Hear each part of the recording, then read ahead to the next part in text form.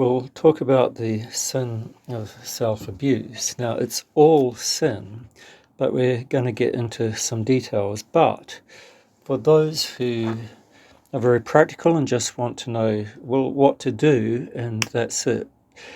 Well, the remedial action is confession, and that's it. So you can stop now. You've got the answer. Make confession. That's your remedial response. You're done. All right. Now, if you're still here and you want to go into some details, all right, well, here is just some stuff off the top of my own head before we get into something that the Holy Father's saying. Now, I think that there are three sources for the sin, and number one, the will. Number two, the body, especially your body's nervous system. And number three, your psychology or psychosexual, psychosocial history. So let's talk about these three things. All right, so the will, if the sin is originating in the will, that's pretty culpable because you're willing it. All right. Now, if this sin is emerging from your body, okay, all right, well, it's still sin, but it has a bodily influence. Let's talk about that. Right, what influences from the body can there be? Okay, well, it's your reproductive system. If your metabolism can be full of activity, your calorific intake can be very high, your body can be in full vigor. Now, just as a sidebar, the monastics, the desert monastics especially, and the Cenobitic monastics, they've got this thing called drying out the body, so fewer fluids, fewer calories. They tend to need less calories for the work that they're doing, and they are aware of the link between food metabolism and the pressure in one's reproductive system. But for lay people who are not monks, monks would say you can expect a relationship between the amount of food and drink that you're taking and the calories that you're taking in and the activity of your reproductive system. All right, next. Here, this is the most difficult topic and probably the least culpable, I'd say. So this is where people have trauma in their psychosocial history, like as bad as it can get, the trauma that I don't want to say the words, let's say essay, let's say grape, let's talk about child essay, things like that. And depression, and sidebar, in depression there's a lot of hidden anger. Now, if someone has experienced a lot of those things, well, obviously their psychology is going to be a bit twisted on this issue in this area, and this is least culpable, I'd say, and most involuntary, I would say, and it's to be distinguished from someone who's in the full plenitude of their will, or someone who's in the full excess of their bodily vigor. All right, let's link this up into something that the Holy Fathers have said.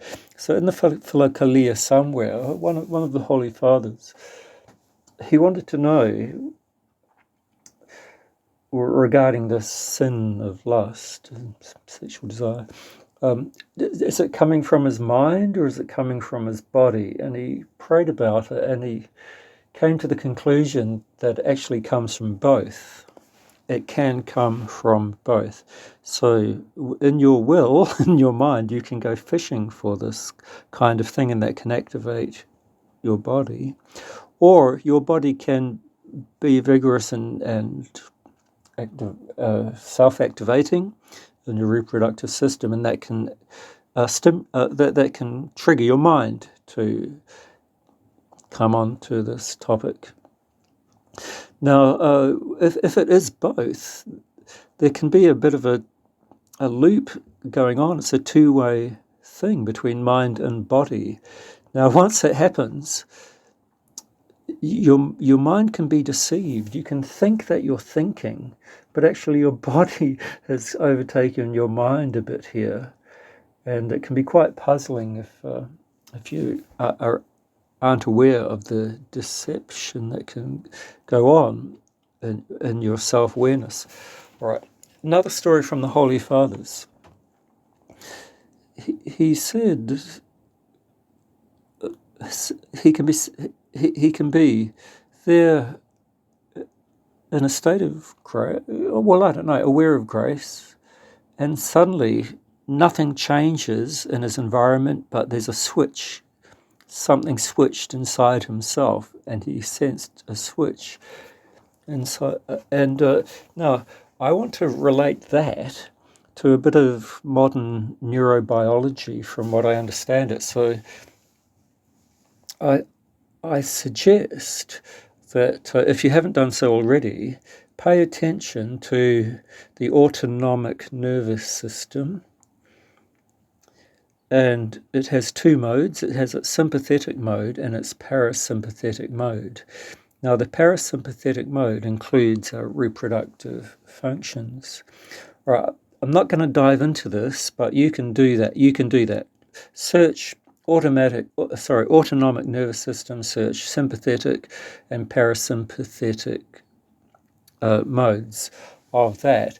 But the takeaway is the word autonomic, so it's a law unto itself, and we can effectively say automatic.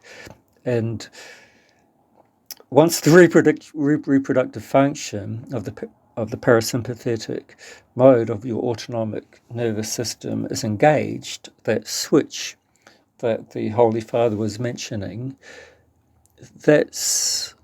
once that has switched on, that's how it can seem like your own will has been overridden. So, and I would agree. So, automatic, it's a law unto itself, and that is why it seems like you're no longer able to exercise your own will at that stage. So, let's relate that to Elder Joseph the Hesychast, because he was subject to this temptation extremely, and his remedy is easily misunderstood, of a stick whacking his thighs. Now, he wasn't punishing himself.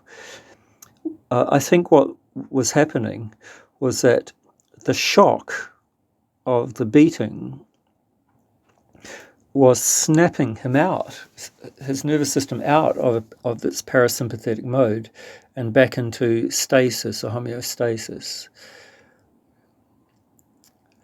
Right. Pause. So we'll have to talk about the autonomic nervous system still. Okay. Sympathetic mode, flight or fight, freezing, falling, the emergency reactive stuff, even sports people, high octane, highly athletic, gymnast and so on, probably know about the sympathetic nervous system in action. The parasympathetic nervous system, okay, salivation, crying, resting, digesting, vomiting, etc., including sexual reproduction, defecating, urinating. Okay, all of those things are involuntary, but you can kind of delay them a bit, but no, they're involuntary. Right, but I think that let's tie that into this idea of homeostasis, which is nothing, neither of those two. And I think that this can come about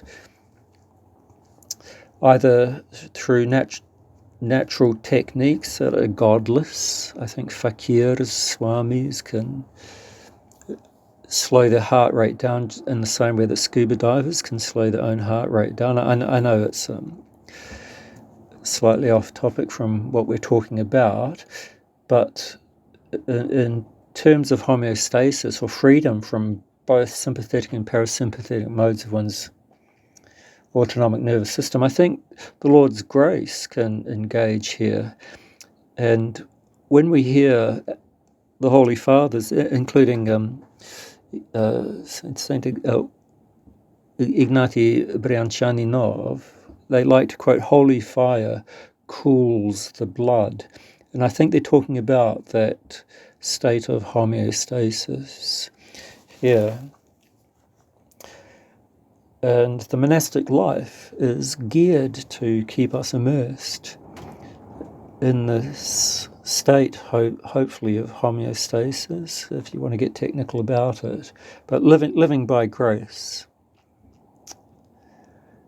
All right, still talking about the monastic life.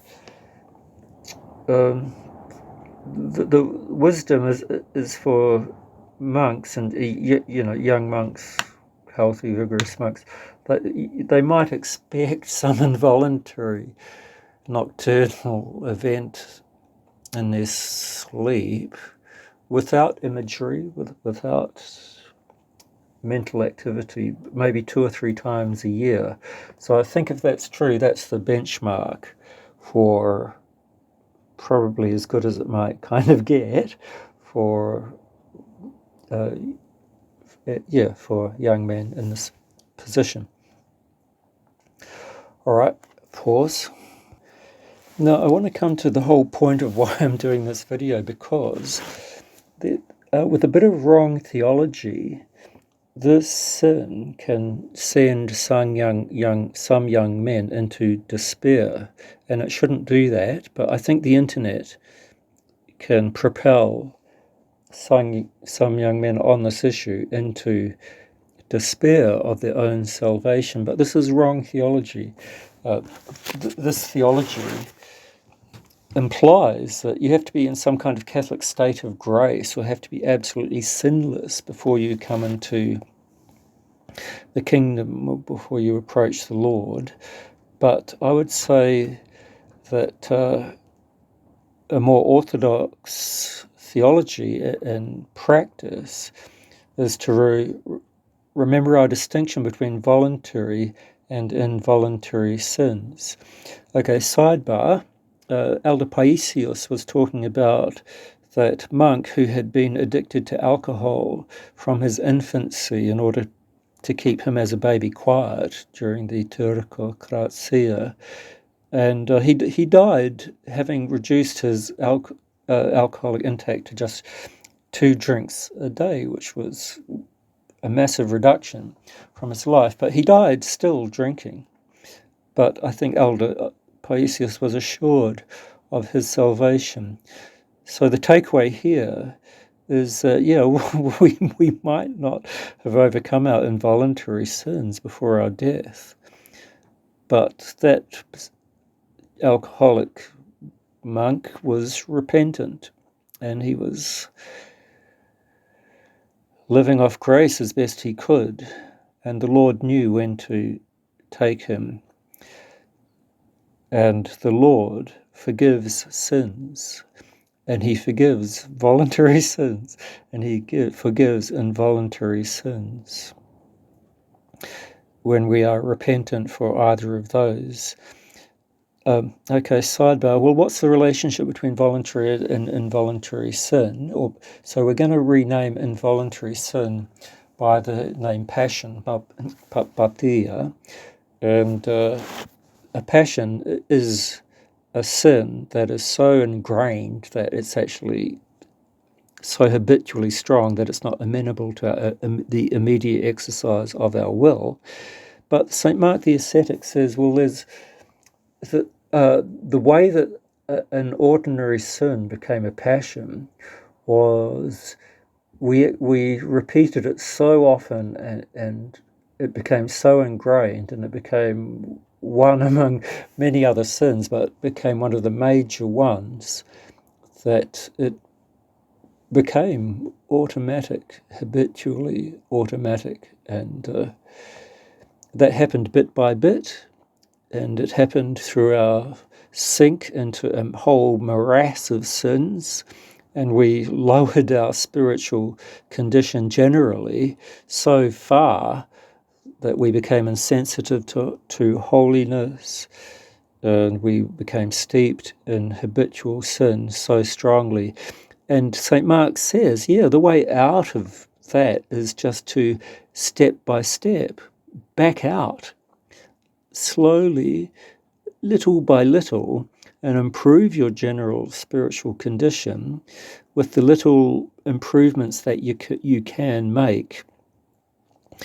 And slowly your spiritual condition will elevate and rise to the point where a passion might start to become just a strong sin or a strong temptation that you are able to exert some influence over with your will. Now, if this is the case, and I believe St. Mark the Ascetic is describing the situation correctly, the descent into passionate sin was slow and it was step by step. And the emergence out of that condition is again going to be slow and step by step. And we have had the example of that alcoholic monk that Elder Paisius was talking about. So let's try to sum that up. All right, we're coming to the end. Let's apply what St. Basil the Great says about choosing your spiritual battles. Okay, choose the spiritual battles you can win. They're going to have to be small, but keep doing this, and eventually your spiritual condition will elevate generally, and hopefully will emerge out of involuntary sins. They will start to become voluntary. Passions will start to just become temptations to sin. Now, examine yourself. What is your will doing? What is your body doing? What's happening in your psychology? I think we should pay attention to neurobiology and understand our autonomic nervous system in its sympathetic and parasympathetic modes. And we should definitely not have wrong theology. No, there's only one sin that's unforgivable, and that's when we work against the Holy Spirit. No, the correct theology is that sins, voluntary and involuntary, are forgivable, and the Lord knows when to determine the end of our life and when that will be. Right. Okay. So that's it. That's this topic, and it's worth getting down into the details as I've done. And this is all sin, but there's a difference in all of these details. Don't despair when the internet will just leave you with the doom and gloom that this is a grievous sin and you should stop, but you can't stop. Right. Why can't you stop? Well, I think we've talked about why that might be, that for some people this can be involuntary at this stage. Hopefully what was involuntary will become voluntary. Hopefully that will become amenable to our will. Hopefully we'll elevate our physical and spiritual conditions, and it is possible. The Lord knows what's best for all of us, and there's a lot of monastic wisdom about on this topic.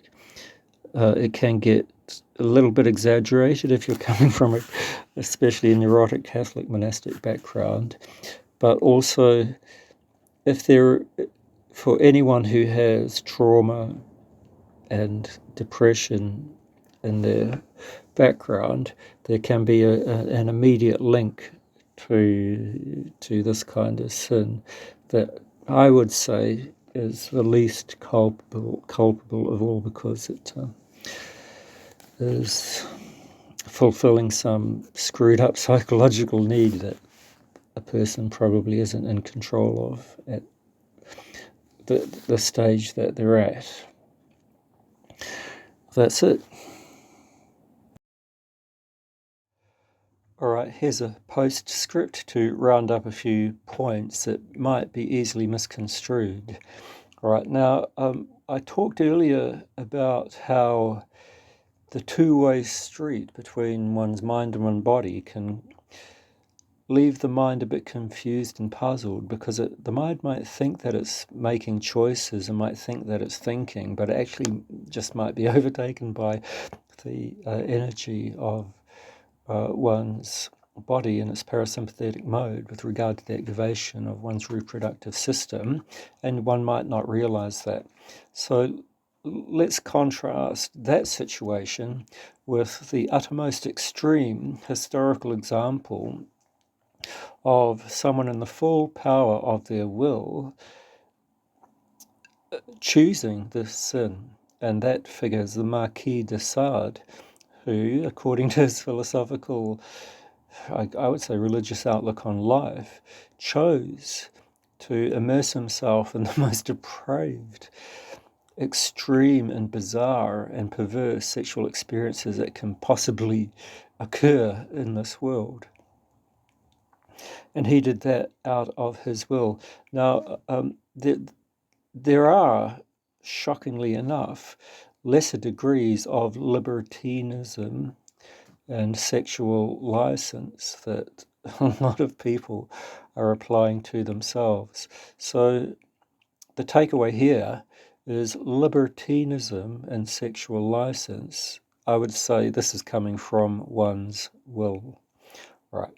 And I just contrasted that with someone who perhaps thinks that they might be willing and thinks that they might be choosing and deciding, but actually they're in a two-way loop with their own libido is one word for it, but we'll just say that the parasympathetic mode of one's reproductive system. So, right now, look, there's a third thing that the libertines, Marquis de Sade, or someone in this position need to be contrasted with, and those are the traumatized souls. So those traumatized people, their brains are awash with cortisol non-stop, 24/7, 7 days a week, every single day of the year, in extreme form. So such people might be prone to all sorts of addictive behavior that will give them the endorphins and the relief and release from these sorts of stressors. And sexual activity can provide those endorphins. Gambling can do it, drinking can do it, all sorts of things can do it. Now, the kind of trauma I referred to earlier was, I referred to sexualized childhood trauma, but it doesn't have to be sexualized for it to be traumatic. Neglect is traumatic, abandonment is traumatic, bereavements, multiple disasters can be all traumatic. I'm not sure if I mentioned extreme physical violence and punishments, that kind of violent physical abuse. Now, the relief that endorphins can provide can become obviously, addictive and habitual and ingrained. Now, it can get even screwier. It can get even worse, according to psychoanalytical theory, whereby re-dramatizations and attempts to master the trauma and reimagine events, these can be occurring in below the level of conscious imagination, but it can lead to, autoeroticism. One can become one's own object of desire, weirdly enough, but that can occur below the level of imagination. Right. So that's all pretty psychologically unwell, and it's still sin, but it's a different kind of sin from libertinism, for example. I linked to this, and this might affect quite a lot of young people, are issues of the body, which could be to do with food and physical form. So dysmorphia, not just gender-based, but also fitness-based, idealization of physical form. Now, when it comes to food, a hyper focus on extreme hyper focus on food. It can anorexia, bulimia can kick in, even for males here. So there is quite a strong danger now that young men, for example, affected by these issues might misunderstand what I'm about to say, and this is a real danger. So I want to clear up what I was talking about in monastic life with regard to calorific intake. Meat is highly calorific, but it's also has its own character. Now, monks don't eat meat, but the monastic law is that meat, red meat is especially considered with regard to the activity or the stimulation of our reproductive system. So, if there are any young men affected by issues of hyperfocus on their physical form and their diet, and I'm talking about not eating meat. This is not for you.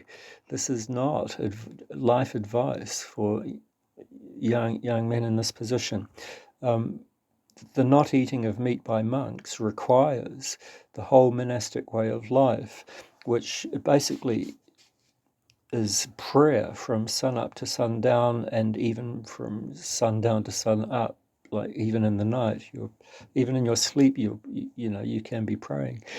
And the monastic life regulates prayer in church, prayer in cell, prayer at work, prayer all the time as the focus and orientation of one's physical self and one's spiritual self and one's mental awareness. So please let no young men who are disturbed by trauma or hyper-focus on physical form or food apply this monastic wisdom to their life in the world that lacks all of that monastic typica and regulation and support and way of life. Now, so that's that. Please really take that to heart. All right, now, what about that monastic way of life? Well, Theodore Uspensky was one of the many Uspenskys, and he talks about sublimation of eros into prayer. And it's a weird thing to do, but I think it's correct basically in theory, and I think it does work. And what he's saying is that one's sexual energy can be sublimated or invested into prayer because the former is procreative and the latter is creative. So what he's saying is that prayer is a creative act, and one's creative energy, including one's procreative energy and recreation, obviously, can be sublimated or applied, and can become a prayer. And this is absolutely true from my experience in monastic life. So, but don't try this in lay life. where you lack the whole monastic framework around you to support this kind of activity. The expectations have to be different and have to be realistic with regard to your environment externally and your inner world. But you should know about it. All right, so that's a 10-minute postscript. I hope that is enough.